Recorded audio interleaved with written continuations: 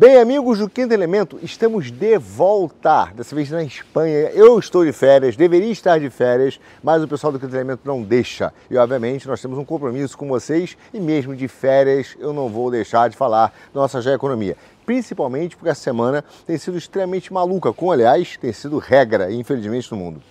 Mas dessa vez são eventos que têm se misturado e impactado diretamente o Brasil. Por exemplo, você viu as tarifas do Trump, mas mais importante, ou tão importante quanto isso, na verdade, tem a ver com o que a OTAN também disse, que o Brasil tem comprado petróleo russo e por isso tem ajudado indiretamente a Rússia na guerra e pode ser taxado. Será que eles não sabiam disso antes? Descobriram ontem, semana passada, por acaso, o que tem por trás disso? Será que tem a ver com as tecnologias, data centers, os commodities do Brasil, a influência da China e também sobre os commodities que o Brasil tem, inclusive água? Aliás, a água será um problema que nós vamos discutir. Afinal, tem a sucessão do Dalai Lama e, acredite ou não, isso tem tudo a ver com água e tudo a ver com data centers. Isso rolou durante essa semana e será o assunto do nosso Economia. Aliás, não se esqueçam, como sempre, de criticar. Obrigado pelos elogios, obrigado também pelas críticas, pelas lembranças. Eu estou de férias, mas continuarei lendo os seus comentários. Não esqueça de compartilhar, dar like e comentar, porque isso ajuda no engajamento para que as pessoas conheçam mais sobre os verdadeiros problemas da geoeconomia mundial. Chega de lero-lero, que daqui a pouco eu quero ir para a piscina e vamos precisar falar de geoeconomia. Bora falar agora, começando sobre os problemas da OTAN. Então vamos lá, meu caro, vamos falar de OTAN, porque a reação às tarifas do Trump, em geral, mostraram para a gente o quanto é que o Brasil está perdido com a situação. O governo não sabe o que acontece, muito menos o judiciário, que é incapaz de ter uma completa compreensão de um novo cenário político, onde novas formas de poder e estruturas políticas estão surgindo e estão acabando com antigos dogmas, que na verdade já morreram, só que eles não perceberam isso. Por isso que não deixa de ser importante a mensagem que a OTAN passou para o Brasil. Disse que o Brasil está comprando óleo da Rússia, como eu disse na nossa introdução. Agora, isso é uma novidade? Não, não é uma novidade. O que é novidade é como a OTAN resolve, então, usar isso de pretexto num grande complexo jogo de xadrez. O Brasil hoje, meu caro, é uma zona de influência entre três grandes forças: China, Europa e Estados Unidos. E agora, na verdade, o que acontecerá entre China e Europa influenciará o destino do Brasil. A China sempre se preocupou, sim, com uma série de ameaças de poder rivais em toda a sua vizinhança. Mas, de fato, os Estados Unidos também usaram a doutrina Monroe para garantir o domínio sobre a América Latina. Da mesma forma como a Rússia sempre buscou manter sua influência sobre os antigos estados soviéticos da Ásia Central. Isso é normal. O que tem acontecido é um cenário perturbador. Nesses três países existem vários projetos tecnocratas, que são concorrentes. E por isso existem uma série de projetos que estão competindo entre eles com uma forma de querer ter uma hegemonia sobre a constituição das regras. Nós já vimos isso nos últimos Geoeconomia. Agora, o fato é que a novidade é que, de certa forma, a Rússia está enfraquecendo a Europa e permitindo que a China apareça como uma grande amiga da Europa. Aliás, é exatamente esse projeto tecnocrata chinês, americano e europeu que, de certa forma, disputam. E por isso que taxar as Big Techs será um grande erro do governo Lula. Vamos começar por etapas, meu caro. Primeiro, existem novas formas de poder que giram em torno dessa questão tecnológica no mundo.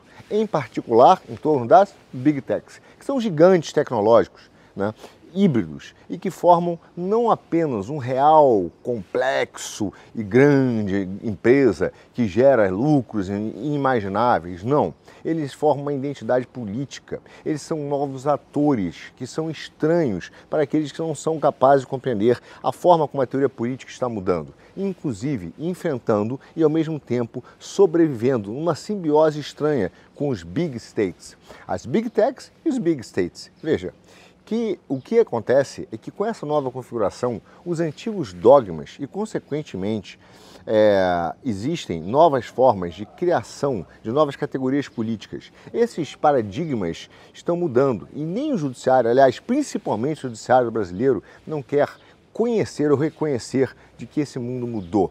E esse é o grande problema que nós vemos numa forma de estrutura do mundo atual.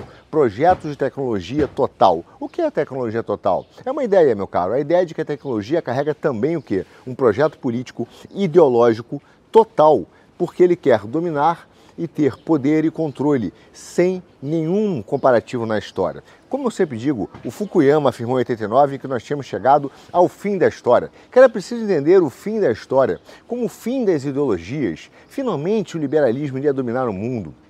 Em vez de seu confronto, o ponto final da evolução ideológica lógica da humanidade teria chegado a um grande triunfo, que seria o modelo liberal globalista, a hegemonia da hiperpotência americana. Esses caras iam dominar o mundo, o liberalismo seria a grande constituição econômica pensada pelos liberais. O que acontece é que o poder tecnológico, na verdade, forma novos atores econômicos, mas também, meu caro, sociais, políticos, militares e principalmente geopolíticos. As Big Techs estão acima de tudo isso. Eles são o que a gente pode chamar de atores sistemas, mas também, ao mesmo tempo, eles são a própria estrutura sistêmica de um novo cenário que está se formando. São estruturas de poder contemporâneo, das quais ainda nós estamos tentando entender como isso vai se tornar de uma forma muito mais ampla, com efeitos reais. Veja, o sistema capitalista que nós conhecemos chegou, de certa maneira, a um clímax diferente. As Big Techs, como disse,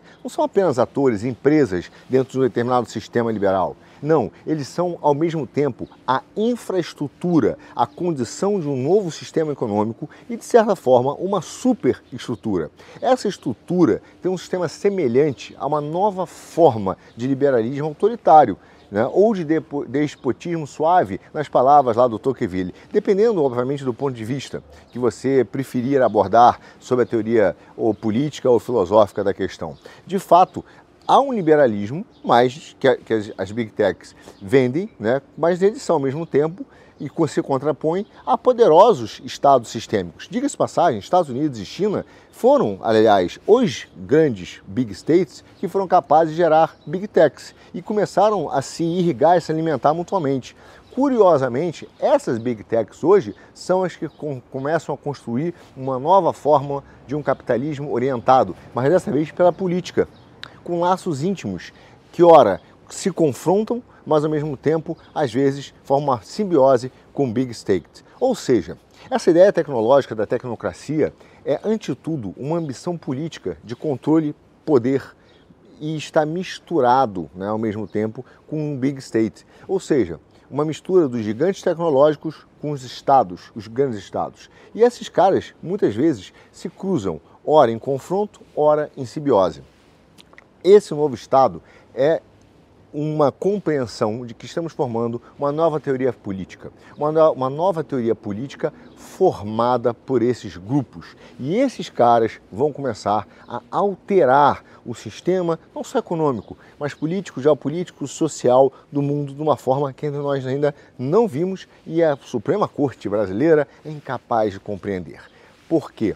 Porque ela não é uma fantasia distópica, meu amigo. A ideia da tecnocracia é uma proposta que permite reunir questões políticas e geopolíticas atuais. Estamos falando de inteligência artificial com uso duplo, tanto civil quanto militar, mas também um poder militar absolutamente lotado, cheio de bombas de tecnologia, com vigilância tecnológica das populações, distorção de certos espaços públicos, sim, e de certa maneira, às vezes, promovendo, mas também manipulando a liberdade de expressão. O fato é que é curioso que até mesmo os liberais não consigam entender essa mudança, porque eles ainda vivem uma espécie de saudade do modelo do Fukuyama. Ao mesmo tempo, o que nós vemos do campo de vista geopolítico, e eu vou voltar já à questão das Big Techs, é muito simples, é que hoje, a Rússia, por exemplo, estava quase fazendo um acordo com os Estados Unidos, pensando nesse modelo dos Big Techs para poder explorar as terras raras da Ucrânia. E, de repente, ela resolveu aumentar a guerra com a Ucrânia. O que aconteceu? Obviamente, tem alguém atrás, e esse alguém atrás foi a China. Ao mesmo tempo que ela força a Europa a gastar dinheiro para continuar nessa guerra, entendendo que o Trump falou para a Europa: quer continuar a guerra? Ok, mas você vai pagar. Então a China viu uma oportunidade de empobrecer a Europa. Eles aparecem dizendo: estamos aqui para te ajudar. nessa grande configuração. O grande problema nessa grande configuração é que, de certa maneira, a tecnologia ou essa tecnocracia, ela não se posiciona a favor ou contra, como falam tantos analistas políticos, uma determinada corrente de pensamento, não. Eles não se identificam com o líder político A ou B. Lembre-se que as Big Techs, em determinado momento, já censuraram a direita no mundo e, de repente, viraram amigos da direita, quando foram comprados pelo Musk. Ou seja, o seu projeto, o projeto de uma Big Tech, não é dizer o bem ou o mal dentro de uma determinada corrente ideológica. Não, é a tomada de controle. De certa maneira, em teoria política, é exatamente dizer que as Big Techs hoje são compatíveis com quase todas essas divisões e antagonismos tradicionais de uma ou infra-ideológica, ou seja, esquerda, direita, centro, republicano, democrata, woke, anti-woke, nacional conservador, humanista, conspiracionista, pró-sistema, antissistema. Meu amigo, o que vier, os caras podem aceitar no seu sistema. Neonatalista, declinista, anticolapsólogos, antissociais, ultraliberais, patriotas, progressistas, socialistas, comunistas, globalistas, taxistas, o que for, meu amigo. O fato é que seja você pessimista, otimista ou isolacionista, tudo cabe nessa grande macroestrutura das Big Techs. A lista de lutas infra-ideológicas que cabem dentro de um sistema de uma Big Tech pode se espalhar infinitamente. É sobre essa tecnopolítica que nós temos que pensar. Ou seja, o fato é que, de uma maneira ou outra, todo esse sistema está sendo criado e pensado de uma forma muito mais profunda. E é isso que constitui a base tecnológica que está progressivamente mudando o status civilizacional das sociedades, talvez hipermodernas, sobre algumas definições, digamos, filosóficas. Sob essa nova perspectiva, meu caro, a natureza do problema que nós vivemos hoje é muito mais profunda do que nos parece. Porque, de certa maneira, nós estamos ainda longe, não mais vendo aquele modelo marxista tradicional da esquerda, mas, de certa maneira, uma alteração desse modelo que a própria esquerda não é capaz de perceber. Porque o que nós temos não mais uma infraestrutura, onde os meios de produção são detidos por um grande capital, não mais apenas isso. Sim, pelos globalistas, pelos cartéis, mas ao mesmo tempo esses caras disputam com as Big Techs, que são empresas geradas pelo Big Money. Sim, ou seja, esses caras foram gerados pelo Big Money, mas eles não são apenas atores como os bancos, eles criaram a própria infraestrutura onde essa realidade acontece. Ou seja, ao mesmo tempo eles são o infrasistema. Um infrasistema que engloba todas as ferramentas, infraestruturas, soluções mesmo de conectividade, de captura de dados e de processamento de bilhões e bilhões e bilhões de dados, como, por exemplo, cabos marinhos, satélites, data centers, sistemas de informação, software, algoritmos de inteligência artificial, supercomputadores e por aí vai. Bom, meu caro, o fato é que essa nova estrutura de Big Techs, ela é quase onipresente, que disputa com o Estado, que também quer ser onipresente e tem sido disputado em uma série de fatores. Por exemplo, nos projetos de cabos marinhos, nós temos a Alphabet, a Meta na liderança. Satélites, nós temos a Starlink do Musk, Blue Origin do Jeff Bezos, da Amazon, e que tenta seguir ele. Por exemplo, na defesa cibernética, aqui é cheio de mosquito, meu caro. Chega essa hora, o pau tora. Então eu vou aqui falando com você e brigando com os mosquitos. Mas temos o sistema de informação da Microsoft, ou seja, esses caras criaram infraestruturas de informação monopolísticas quase, que são absolutamente capazes de fazer uma gestão de ponta a ponta numa cadeia de conectividade, com vários tipos de controle industriais de informação e de posicionamento. Todas essas mudanças de paradigma, amigo, todas elas residem nesse ponto preciso. O papel das Big Techs viraram, na verdade, o quê? Gargalos, pontos de acesso e de controle de uma infraestrutura tecnológica que conecta o mundo, ou melhor, a realidade, através de uma base econômica global, onde você tem não só questões políticas, econômicas, mas geopolíticas. E a briga hoje do Supremo e do Lula contra as Big Techs é um suicídio geopolítico para a corte, para o sistema judiciário, para o Brasil e para o Lula. Vai, Lula, taxa de Big Techs, meu filho, vai. Veja só, não é novidade, muitas tentativas de regulamentação já tentaram ser feitas com a Big Tech. Só que esses caras mudam de status, porque como eles são o próprio sistema eles conseguem transformar esse panorama tecnológico essencial em outra coisa, sem que a própria regulamentação é capaz de fazer.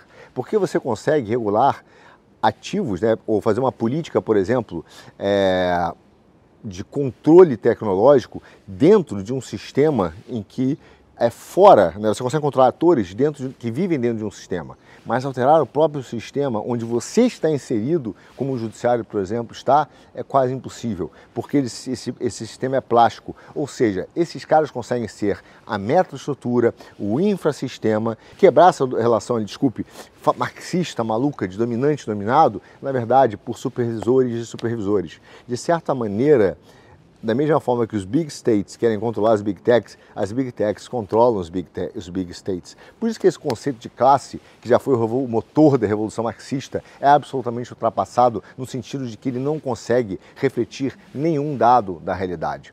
Então, essa superestrutura que nós estamos falando viraram, na verdade, o grande projeto das big techs. Ou seja, meu caro, não existe mais luta de classe. Quando falarem isso, é uma besteira. O que existe hoje é controle de massa. A própria possibilidade, até mesmo, de qualquer revolução marxista é inútil, não vai chegar a lugar nenhum. Porque o que nós temos é um controle, aquele despotismo suave que eu falei do Tocqueville, ou, de certa maneira, uma tecnocracia totalitária, que é a hipótese mais realista e é esse projeto que está sendo discutido, não só nos Estados Unidos, aqui na Europa, mas também na porcaria lá da visão chinesa. Ou seja, meu caro, a visão lá do Tocqueville, que já tinha uma intuição de que a massa estava germinando a autonomização da sociedade e indivíduos equalizados, se tornou real. Só que é por isso que a gente fala que essa ideia do liberalismo, de cidadãos autonomizados, batem e permitem exatamente uma resposta revolucionária de controle e totalitário. Porque o totalitarismo não é uma ideologia per se, é uma série de procedimentos e avanços, ferramentas políticas que fazem com que o controle aconteça, reduzindo a sua liberdade. Por isso, meu caro, é que a Big Tech acaba formando um trinômio muito curioso, que é a metaestrutura, a infraestrutura tecnológica total e a superestrutura. Ou seja, meu caro, através da incapacidade dos nossos pensadores políticos e do judiciário, que se acham tão inteligentes, mas no fundo são infantis, se não teatrais, uma grande encenação, são incapazes de entender isso. E agora você vai entender por que a China e a Europa brigam por um projeto tecnocrático e um domínio específico sobre regiões. Do ponto de vista da Europa, ela adoraria, nesse cenário, ser um parceiro da China, igual para igual, ter Bruxelas continuando a regular a vida do cidadão. A China, por sua vez, quer dominar a Europa, quer colocá-la de joelhos. A grande humilhação chinesa, o século da grande humilhação, foi imposto pela Europa à China. E seria para a turma chinesa uma grande reviravolta, né, com que esses obstáculos estruturais tivessem sido alterados e Bruxelas agora se ajoelhasse às demandas de Pequim.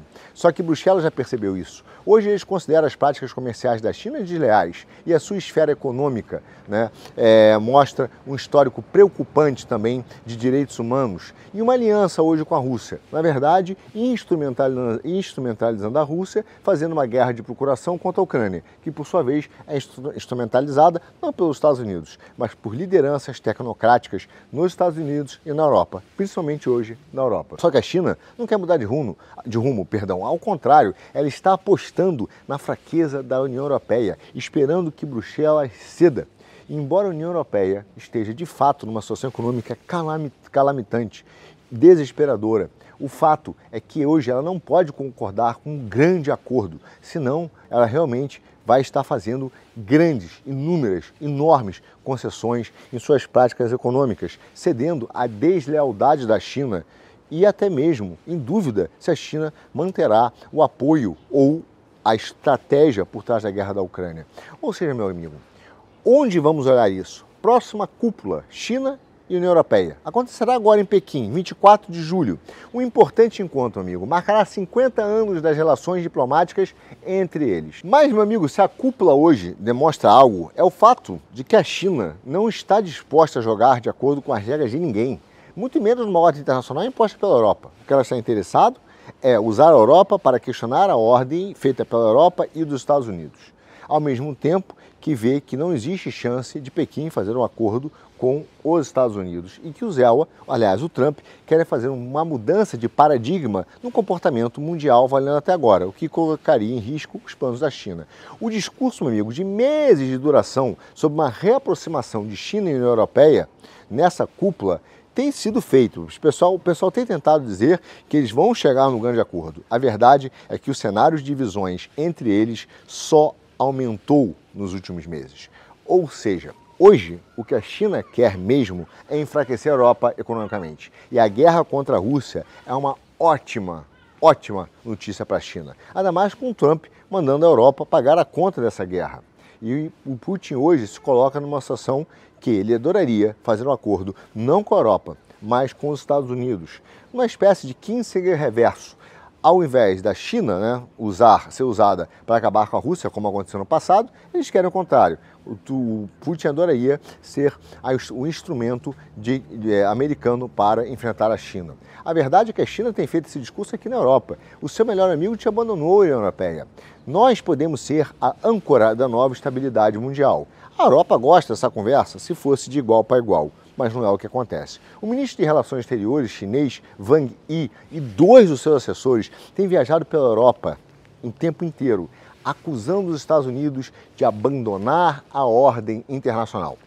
Ao mesmo tempo que apregou que a China está interessada, veja você nessa conversa, em manter uma ordem baseada em regras. Uma parte importante da agenda desses caras era convencer os europeus a reativar o Acordo Global sobre Investimentos, algo que foi abandonado exatamente porque membros do Parlamento Europeu denunciaram os problemas de direitos humanos na China. E a China, por sua vez, estabeleceu sanções contra esses caras. Vimos isso no último GEL, diga-se de passagem. Mas vamos seguir. Bom, o fato é que a propaganda que a China faz aqui é a mesma que é feita no Brasil.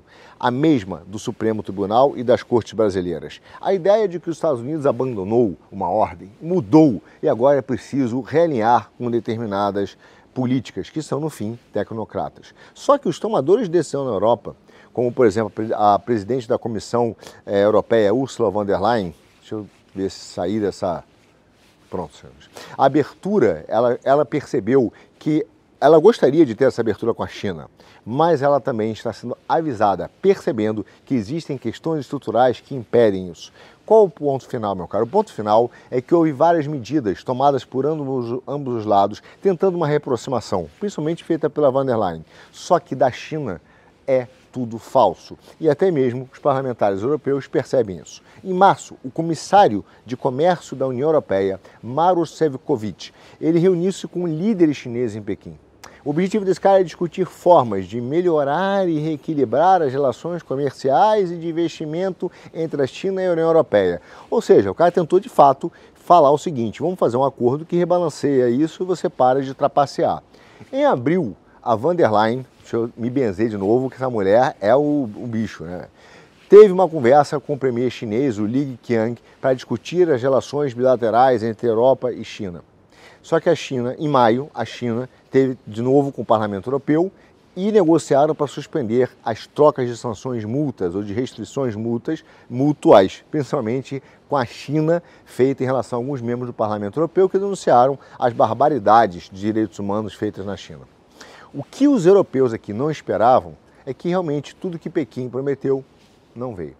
Eles alegaram a falta de reciprocidade da China, viram que as práticas desleais continuassem e então a União Europeia não compareceu mais a esse diálogo econômico e de comércio de alto nível e a China, por outro lado, demonstrou uma certa frustração e a União Europeia ceticismo. Ou seja, o caminho desses caras abriram.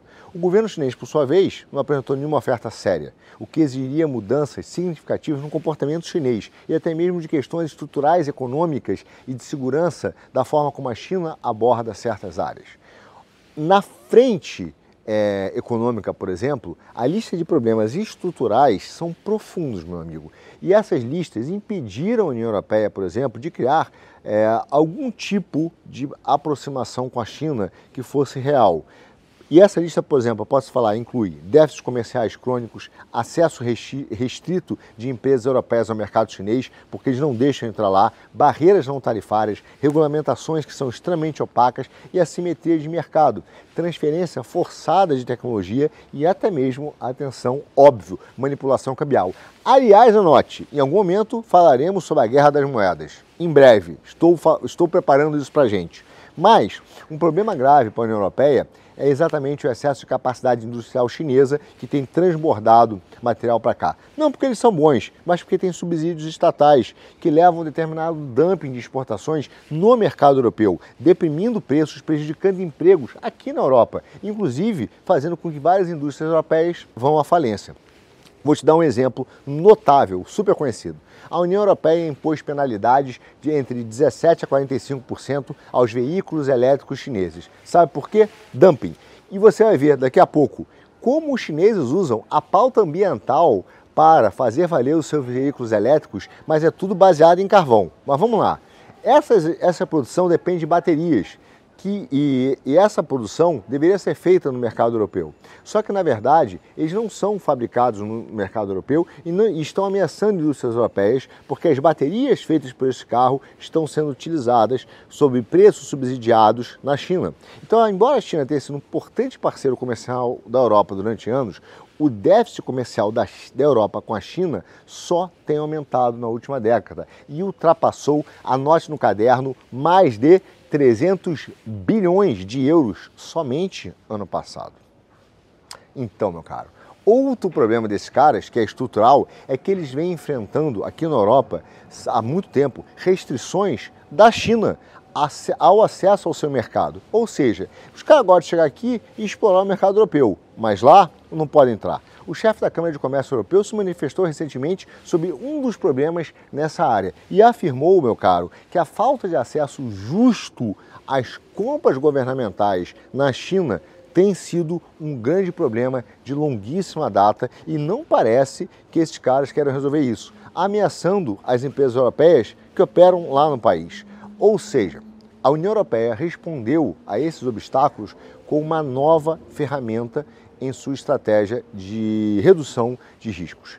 Basicamente, eles usaram o Instrumento Internacional de Contratação Pública, que é o IPI. Na primeira utilização do IPI, a União Europeia restringiu recentemente o acesso de fabricantes chineses de dispositivos médicos ao seu considerável e enorme mercado de compras públicas e fizeram isso por 5 anos. Meu caro, isso enlouqueceu a China. Esse tópico será assunto na cúpula que vai haver agora no dia 24 de julho. Espero-se que a União Europeia e a China abordem outras questões, além dessas, que são as restrições impostas pela China às exportações de terras raras para a União Europeia.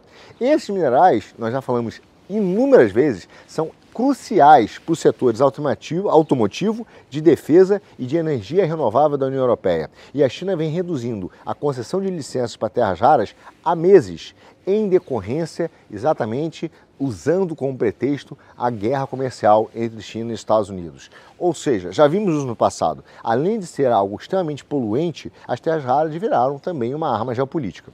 Aí você vai para a segurança. A principal fonte de tensão entre China e Europa é o papel da China no apoio à guerra da Rússia contra a Ucrânia. A von der Leyen criticou duramente o apoio inabalável da China à Rússia. E isso realmente está acontecendo, alertando que isso está alimentando a instabilidade na Europa. E isto é verdade. De fato, a China utiliza a economia de guerra da Rússia para empobrecer a Europa, drenando impostos europeus numa guerra, ao mesmo tempo que vem do outro lado e se apresenta como amiga. Veja, todo mundo já percebeu isso, que a China continua a interagir e forçar uma guerra na Ucrânia, alimentando a Rússia e colocando em risco as relações da China com a Europa. Claro que eles achavam que ia colar essa história, porque os caras acreditavam. Só que eles ignoram as críticas europeias. O ministro de Relações Exteriores da China, que é o Wang Yi, acho que é isso, né? Não sei pronunciar chinês, mas acho que é isso. Ele disse, a chefe de política externa da União Europeia, que é a Kaja Kallas, que a China e a Rússia, a China não tem nenhum interesse na guerra da Rússia e o que eles gostariam mesmo é que a Ucrânia perdesse. Isso ele afirmou e confessou. Só que disse que está muito mais focado nos problemas dos Estados Unidos do que nos problemas do leste europeu. Agora, alertou, uma derrota russa iria levar a atenção dos Estados Unidos para o Indo-Pacífico. E isso, os Estados Unidos, a China não quer. Você já viu no nosso programa, na nossa discussão, a importância do Pacífico da Ásia. E eu vou voltar a esse ponto várias vezes, com certeza. Mas enfim, hoje, nessa cúpula, não hoje, na semana que vem, essa cúpula irá levar a 50 anos de relações diplomáticas entre União Europeia e China. Deveria ser uma data comemorativa, mas eu vou dizer uma coisa para vocês, não é. Só existe tensão nesse relacionamento. Isso, meu amigo, é pior para quem já participou de audiência de conciliação de marido e ex-mulher, ou ex-mulher e ex-marido. É uma tensão que você não imagina, não imagina. E veja bem, embora a China queira uma reaproximação com a Europa, ela não quer fazer sacrifícios reais. E não vai, vamos ser sinceros, não vai alterar a sua conduta, nem em domínios econômicos, nem tecnológicos, nem sociais, nem de segurança. Não há de se esperar da China uma outra postura. Nesse momento, a ideia da China é muito simples. Vou enfraquecer a Europa, deixa essa guerra comendo, esses caras vão ter que escolher entre ou cair no meu colo ou voltar e se ajoelhar ao Trump. Essa é a leitura que a China tem. E isso tem um aspecto importante, porque a Europa está fraca, mas ela não é totalmente fraca. Eles entenderam isso, e é por isso que o cara da OTAN disse, vou taxar o Brasil, porque o Brasil está apoiando a Rússia, comprando óleo da Rússia. O que tem por trás disso é, se você continuar com essa gracinha comigo, eu irei acabar com áreas de influência que te interessam também. Ou seja, a China e a União Europeia hoje é um sonho irrealista, de um acordo real. Agora, pode ser que esse relacionamento transatlântico esteja passando por um momento difícil, né? Como já aconteceu. Veja, os Estados Unidos também já passou por momentos difíceis com seus aliados europeus. Aliás, eles foram fundadores dessa ordem internacional liberal que o Trump ataca, construído sob valores de direitos humanos, mas na verdade viraram uma democracia fajuta, que hoje é questionada no mundo todo, uma democracia de aparência. Ou seja, o Estado de Direito já foi dito no passado, já foi formado, mas hoje não passa de uma ficção. E a China governada hoje pelo Partido Comunista é, ao contrário do que os seus líderes dizem, né, na verdade, fingem ser uma democracia, mas também é uma tremenda ditadura. E querem transformar a sua ordem, querem mudar a ordem internacional, mas a sua própria imagem autoritária. Ou seja, a Europa percebe exatamente o que está acontecendo. Enquanto a China continua a desrespeitar regras de ordem internacional, com suas práticas desleais, economicamente injustas, com violações generalizadas dos direitos humanos, inclusive perseguindo cristãos, esses caras continuam, lá os chineses, apoiando agressões ilegais. E não é do interesse da União Europeia aquecer relações com Pequim neste termo. Obviamente, isso tem um problema, porque se essa cúpula da China Europeia não faz com que esses caras cheguem a um acordo, mas também não joga a Europa para cima dos Estados Unidos, qual é a solução? A solução é enfraquecer áreas de influência dos dois. Por isso que a OTAN, que hoje ainda é controlada por tecnocratas da CIA, se você não se lembra disso, veja os programas de dezembro, quando nós contamos a origem da OTAN, esses caras olham para o Brasil e dizem, vamos acabar com a zona de influência da China dentro do Brasil. Por isso é que a OTAN deu essa sinalização sobre tarifas impostas também ao Brasil. De certa maneira, a conversa da União Europeia com a China ficará mesmo uma grande muralha sem nenhum trocadilho, que aliás é péssimo. Mas sim, haverá esse ponto. Só que essa discussão poderá afetar o futuro do Brasil, retirando a influência da China no Brasil através de tarifas ou mesmo sanções muito mais pesadas. Bom, se você acha que esse ponto já é de tensão suficiente, deixa eu te contar uma coisa. Dalai Lama, 90 anos. E a sucessão do Dalai Lama será um problema. Veja, o Tibete é absolutamente importante para a China, porque no mundo existe a água, tem um papel cada vez mais importante na geopolítica. E lá, no Tibete, existem inúmeros, também, recursos naturais valiosos. E o desejo da China de controlar o Tibete, você já sabe, né? Não vai diminuir, meu caro. Deixa eu te contar uma história para você ver como essas coisas estão conectadas. RPC, governa o Tibete desde 1950. Esses caras têm afirmado consistentemente que a próxima reencarnação do Dalai Lama nascerá na China. Veja bem, e deverá ser aprovada pelo governo chinês. A coisa tão engraçada, anote, que esses caras apresentaram uma lei em 2007 intitulada, anote, Medidas sobre a gestão de reencarnações de Budas vivos em Budis tibetanos. Sim, fizeram essa lei.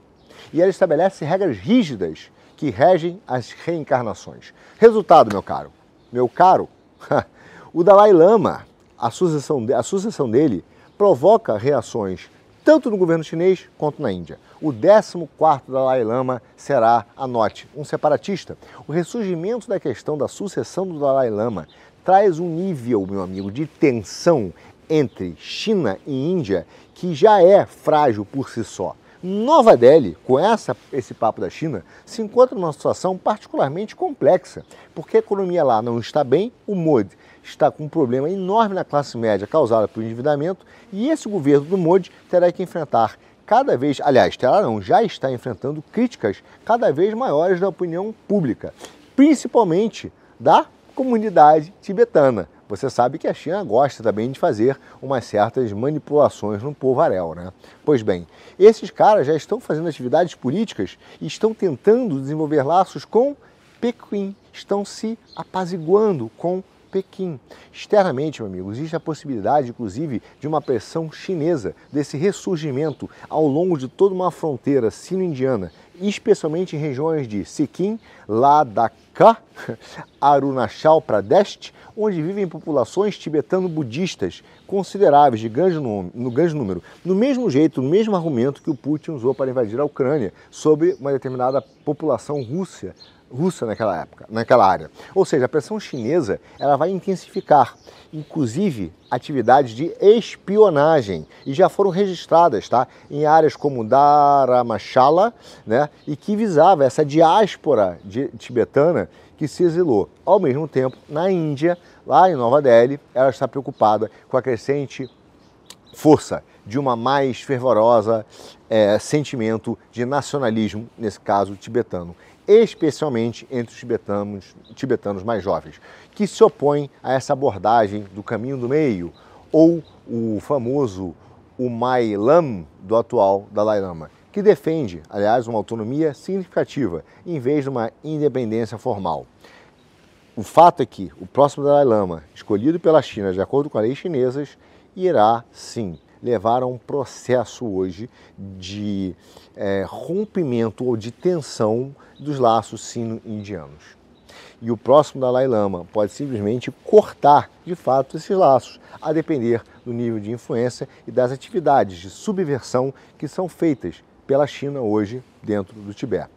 O fato é que haverá um movimento militante separatista em solo indiano, o que poderá alimentar sentimentos semelhantes em outras áreas sensíveis, como a Caxemira, que acabou de rolar uma treta grande, vocês já viram aqui no Quinto Elemento, o Jammu e outras áreas do Nordeste da Índia. E para piorar a situação, meu caro, o budismo é uma importante fonte, né, de rivalidade entre China e Índia. Claro, os dois lados podem utilizar a religião budista como ferramenta para aumentar sua atratividade de soft power na Ásia. Aliás, a forma como esses caras vão lidar com a reencarnação do Dalai Lama moldará a trajetória da influência regional do budismo, não só lá, tá? Não só em Pequim, não só na Índia, mas no mundo todo. Veja, é provável que Pequim, se desvie dessa estratégia de aguardar o falecimento do atual Dalai Lama para pressionar e já instalar o seu sucessor preferido. Pode ser que ele faça antes, mas o fato é que esses caras hoje entendem que a reencarnação do Dalai Lama, acredite que eu não acredito que eu estou discutindo isso, mas é verdade, ela pode ser importante para Pequim e pode também ser provocativa dentro de uma visão histórica, geopolítica, entende? Agora, o budismo, sob comando de líderes chineses, será um enorme soft power e a sua penetração no Ocidente. Muito do budismo hoje, por exemplo, pode influenciar o Brasil. Ou seja, a escolha de um Dalai Lama como uma grande ou nova autoridade do Tibete, com uma posição separatista estratégica, pode permitir que no Tibete esses recursos que são extremamente valiosos para a China sejam agora formas e vão virar formas de controle para que Pequim tenha um domínio regional com o objetivo, então, de repelir a Índia, que no final é uma poderosa rival no sul da Ásia. Então, veja, não estamos falando apenas de soft power e de recursos. Existem questões históricas. Por exemplo, Pequim tem uma treta antiguíssima, desde a época da Grande Humilhação, com a famosa linha McMahon, que definiu a fronteira entre a China e a Índia. Tá? E ela entende que essa linha é totalmente desprovida de legitimidade. Essa linha foi traçada, como disse, exatamente naquele momento de maior humilhação no século XIX, que foi o século da humilhação chinesa, que foi um período onde foi caracterizado por uma série de derrotas e imposições de tratados internacionais que a China considera desiguais e que resultaram em perda de território para inúmeras potências europeias que eram muito mais fortes e que a China simplesmente não podia lutar. Entende? Agora, a importância do Tibete para Pequim não vai além dessa questão histórica. Não vai apenas pela questão do soft power e de influência em outras nações pelo budismo. Vai pelos vastos recursos hídricos, água. Meu amigo, o acesso à água é visto como cada vez mais importante para o amplo impulso da China a uma autossuficiência e se tornou um imperativo diante da história, da narrativa das pautas climáticas. Isso proporciona à China uma ferramenta geopolítica significativa, meu caro. Por exemplo, o rio Mekong, ele nasce no Tibete e ele vai até a Índia. E ao longo das fronteiras de Myanmar e Laos, tá? Vai até a Tailândia e o Camboja. É o terceiro maior rio da Ásia e é crucial para muitas economias do Sudeste Asiático. Estima-se hoje que esse rio sustente nada mais, nada menos que 60 milhões de pessoas. As tentativas da China de controlar o abastecimento de água neste rio particularmente, por exemplo, virou uma treta enorme, né? Por meio de uma construção de barragens no Tibete, elas agravaram as tensões regionais. Os caras começaram a construir barragens, meu amigo, enquanto o Brasil não pode, tá? Atenção. Cerca de 50% do fluxo foi interrompido durante o ano de 2021, após uma construção de uma mega barragem chinesa. Isso causou um grande ressentimento em inúmeros países que dependiam dessa água. As iniciativas, por exemplo, também de outras nações para controlar o acesso ao abastecimento regional de água nos últimos anos têm demonstrado como a água está se tornando uma ferramenta de negociação.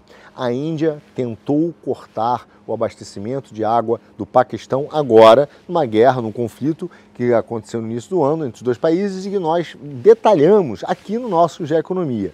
Então, o controle do Tibete permite à China adotar uma estratégia semelhante, concede a Pequim influência em suas negociações com Nova Delhi e tantos outros governos. É um ativo absolutamente relevante. Não por menos, meu caro, não sei se você se lembra, procura no Google, Davos queria também transformar a água num recurso de preço que esteja sujeito ao livre mercado. Só que não estamos falando no Tibete só de água.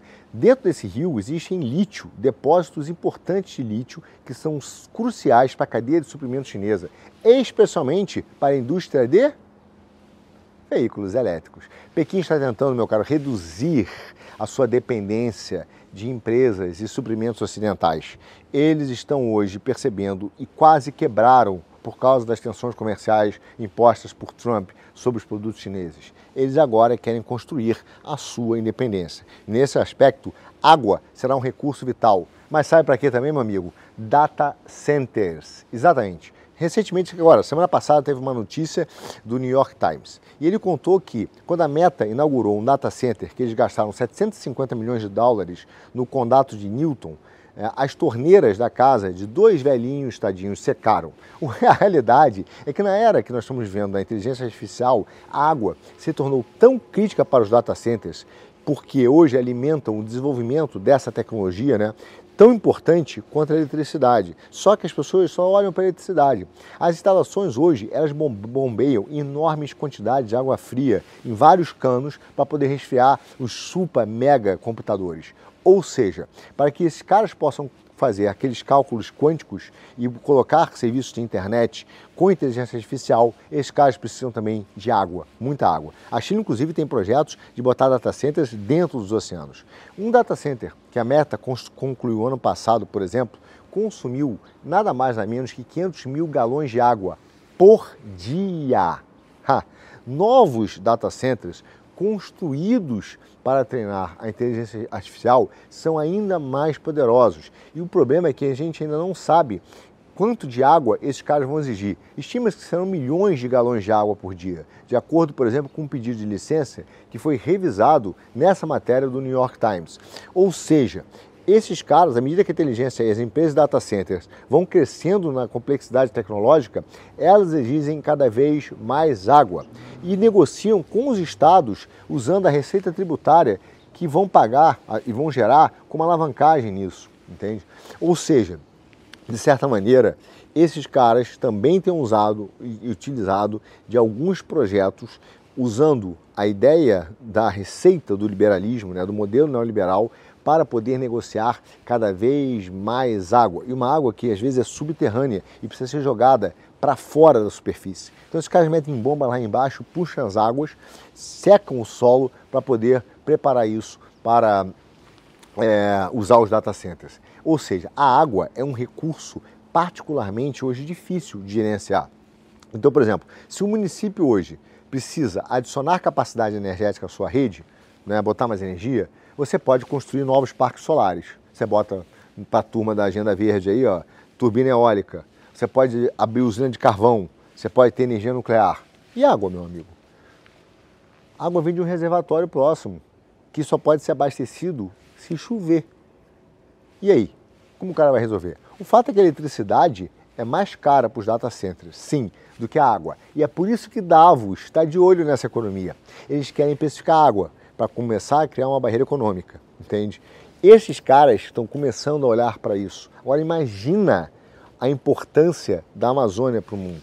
A escassez de água no mundo passa a ser um problema da inteligência artificial. Ou seja, a água será uma reflexão, uma discussão que já está sendo feita dentro das empresas de tecnologia. O pensamento é, em algum momento, alguém vai perceber o quanto nós, empresas de tecnologia, Big Techs, somos dependentes de água. E o problema da água, meu amigo, que aconteceu nesse condado de Newton, não está acontecendo só lá. Ele está acontecendo em outros pontos críticos de data centers nos Estados Unidos. Exemplo, Texas, Arizona, Louisiana e nos Emirados Árabes. Em torno de Phoenix, por exemplo, alguns caras chegaram a parar a construção porque a seca de água, a seca causada no subsolo, foi tão exacerbada pelo data center que era necessário parar para entender o tamanho do problema do projeto. Ou seja, a água se tornou um ponto focal para, por exemplo, negociar a presença ou não de data centers. Agora, deixa eu te falar uma coisa, se os liberais do Brasil, com esse movimento que nós vimos das tarifas, não se importaram com a sua liberdade em termos de problema econômico, você acha que eles vão se importar com a sua água? Você entende o tamanho do problema da filosofia liberal para o ser humano? E é por isso que Davos está querendo botar a água dentro da lógica do sistema de preços do livre comércio, entende? Só que, ao mesmo tempo, essa pauta ambiental, ela é, sim, uma política de subdesenvolvimento para outros países. E ela tem sido financiada, ou seja, a política verde tem sido financiada com carvão, com energia suja, uma série de antagonismos extremos. Vou te dar um exemplo. China, que é o grande produtor dessas matérias de energia verde, eles produziram 12 bilhões de toneladas de CO2, 30% de tudo que foi produzido do planeta, só que eles têm 18% da população. Ou seja, embora o país, a China, tenha insistido muito tempo nas negociações climáticas com a União Europeia, que é um dos assuntos que será discutido na cúpula, e entendido uma certa responsabilidade, ela ainda emite mais que o dobro de carbono do que um francês. A participação do carvão no consumo de energia caiu, verdade. Em 2010 era 70% da produção chinesa, mas hoje é 58%. Só que ela queima 40% mais do que todo o planeta. Os maiores produtores de matérias para energia verde são os maiores poluidores do planeta. Então, todo esse impulso para as energias renováveis, de fato, está se traduzindo em emissões mais baixas? Não, porque ela vem da queima de carvão chinesa. É claro que a China prometeu que o pico de emissões dela seria 2030. Por isso que nós temos a agenda 2030, parará, parará. E ela falou que ela terá neutralidade de carbono até 2060. Mas, meu amigo, vamos falar a verdade, as emissões da China caíram apenas 1% em relação ao ano anterior. Esses caras continuam queimando carvão, produzindo carros elétricos para os europeus, para os brasileiros. E os europeus estão aí na linha de frente, lutando aí para perceber qual é o tamanho da ilusão desses caras têm de considerar essa redução de lacuna industrial e tecnológica, enquanto na China, só no ano passado, esses caras não conseguiram parar para economizar carbono. Ou seja, de certa maneira, todos esses produtos de carros elétricos estão emergindo, estão inundando os mercados europeus, tentando competir com as grandes fábricas, inclusive de carros tradicionais, né? Como na Alemanha, por exemplo, para a Alemanha e pelo Japão, e não tem conseguido. Esses carros elétricos que não conseguem ganhar dos carros de veículo de combustão interna, o que quer dizer que a China não consegue fazer combustão interna tão boa quanto os europeus, os chineses têm feito, então, tudo para poder quebrar esses caras, mas queimando carvão. Inclusive, tem tentado fazer joint ventures com empresas locais europeias, porque os carros europeus de combustão interna ainda são superiores aos carros chineses. Só que o perfil energético da China é um tremendo paradoxo. Por quê?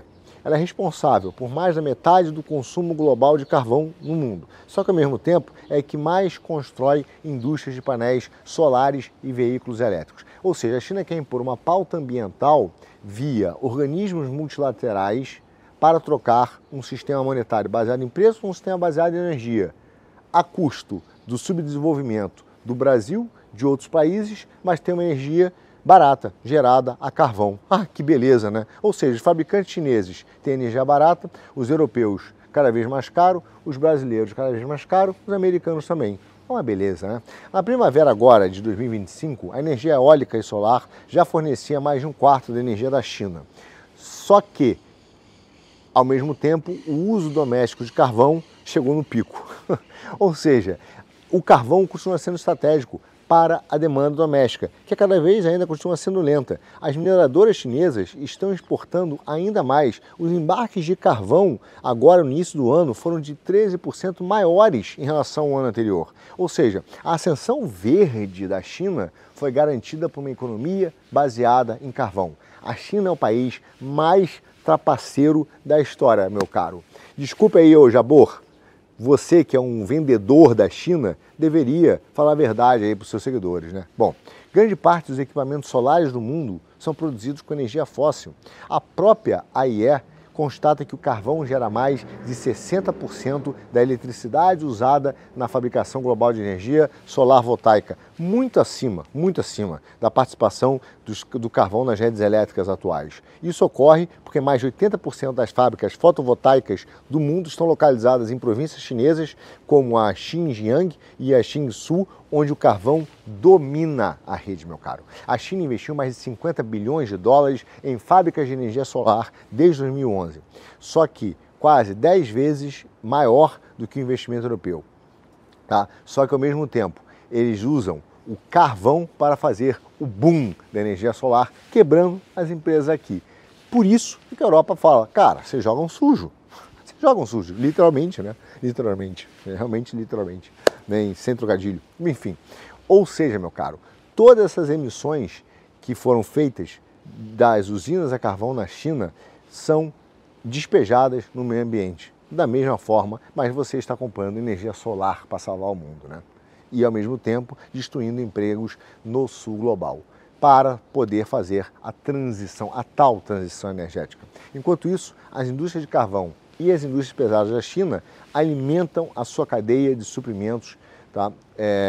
Com essa tecnologia. Claro que eles também têm usado e tentando substituir energia limpa, tá? Têm usado os seus painéis e os seus produtos químicos para poder construir as baterias de silício e até mesmo de energia solar e tantas outras com lítio, mas a realidade é que as exportações chinesas de carvão estão diretamente, meu amigo, ligadas à economia verde no mundo, principalmente da Ásia. Em 2025 agora, o Shanghai Coking Co Group, discretamente enviou carvão metalúrgico para as siderúrgicas na Indonésia. Foi a primeira exportação desse tipo em anos, mostrando que existe um excedente da China que foi vendido para outras indústrias na Ásia, lá no Indo-Pacífico. Embora o carvão em si não faça parte da economia verde, como você possa imaginar, o carvão metalúrgico é usado para fabricar o aço, e o aço é essencial para as tais tecnologias limpas, como as estruturas de painéis solares, peças de veículos elétricos, turbinas eólicas e as estruturas de transmissão de energia, que, diga-se de passagem, a Europa tem no seu plano aqui de substituir integralmente. Veja você. Nesse sentido, as exportações de carvão chineses estão alimentando indiretamente materiais usados na tal infraestrutura verde da Ásia. Ou seja, ao mesmo tempo, gigantes chinesas de petróleo e gás, como a CNPC e a Sinopec, criaram divisões de energia solar, eólica e de bateria. Só que eles fazem o quê? Redirecionam os lucros dos combustíveis fósseis para esses empreendimentos sustentáveis e usam da regulamentação para tornar sem competitividade outras empresas no lugar do mundo. A China continua a fluir, meu caro, por canais fósseis. Então a promessa do Xi Jinping de suspender novos financiamentos de carvão no exterior não aconteceu. A realidade é que os bancos de desenvolvimento chineses continuam financiando cerca de 4 vezes mais carvão e petróleo no exterior do que as energias renováveis. E isso, meu caro, não é o último ano não, foi de 2013 a 2021. Em suma, a capital da China continua extremamente ligada, meu caro, ao carvão. O gigante chinês dos veículos elétricos está avançando pela Ásia, avançando pela Europa, mas apoiado por enormes subsídios domésticos e por uma indústria de baterias líder mundial. As montadoras chinesas estão inundando os mercados vizinhos, quebrando todo mundo. Na Tailândia, o antigo polo automotivo da Ásia, por exemplo, as marcas chinesas de veículos elétricos respondem por mais de 70% das vendas dos veículos elétricos. Tudo financiado pela indústria carvão. As vendas de veículos elétricos e bateria na Tailândia aumentaram ao menos de 10 mil unidades em 2022 para quase 77 mil em 2023, com a BYD sozinha respondendo por 40% desse aumento. Empresas chinesas têm investido pesadamente na montagem tailandesa. Eu estou mostrando isso para mostrar para vocês como a BYD, por exemplo, e aquela Great Wall Motor, que prometeram 1,4 bi para veículos elétricos no país, investiram na Tailândia, usam essa estratégia dos combustíveis fósseis para, de forma desleal, implementar uma agenda garantindo retornos em mercados estruturados que favorecem apenas a China e não o mercado, de fato, competitivo. Veja, problemas recentes na Tailândia mostraram que os fabricantes chineses de veículos elétricos de segunda linha estão frágeis na Tailândia, os tailandeses, diante de uma concorrência de preço. Muitos caras reduziram esse preço, só que o objetivo deles é o que? Estimular a demanda, reduzir a margem de lucro, fazer dumping, e algumas marcas chinesas menores estão enfrentando cada vez um mercado lá na Tailândia mais acirrado pelas próprias grandes empresas chinesas. As concessionárias tailandesas já alertaram que o excesso de importação de veículo elétrico chinês barato irá prejudicar as montadoras nacionais. Dito isso, meu caro, os empreendimentos chineses de veículos elétricos estão sendo frequentemente feitos através de joint ventures locais para fingir que determinados empresários locais estão fazendo e que estão trazendo emprego e produzindo tecnologia, enquanto na verdade continua sendo uma forma indireta de importação e, obviamente, melhora dos mercados chineses na Ásia. Os próprios asiáticos já estão percebendo o que está acontecendo por trás dessa agenda verde. A ascensão da energia limpa na China foi viabilizada pela sua economia fóssil tradicional. Minas de carvão, poços de petróleo financiaram as fábricas e redes que agora produzem painéis solares, baterias e veículos elétricos. E isso remodelou o mapa energético da Ásia, de Dakar a Bangkok. Painéis solares chineses brilham nos telhados, veículos elétricos chineses circulam pela rua. A China impõe a sua infraestrutura energética ao mundo com o apoio dos reguladores europeus, mas ao mesmo tempo quem financia isso é uma economia baseada em combustíveis fósseis e carvão, enquanto outros países, como o Brasil, não podem fazer.